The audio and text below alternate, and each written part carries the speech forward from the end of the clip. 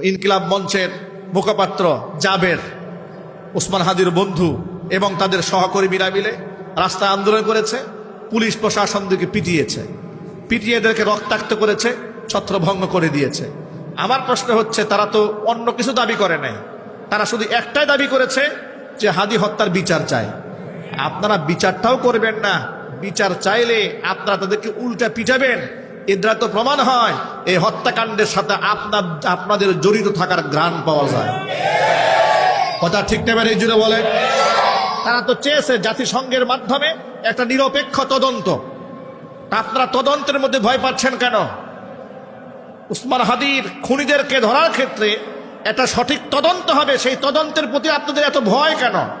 আপনাদের ভয় এবং যারা বিচার চায় তাদের প্রতি আপনার আক্রোশ দেখেতে মনে হয় ডাল মে কুচ কালা হয়। তবে মনে রাখা উচিত, ছল ছাতুরি করে অন্তত পক্ষে এই দেশে বাঁচা সম্ভব না।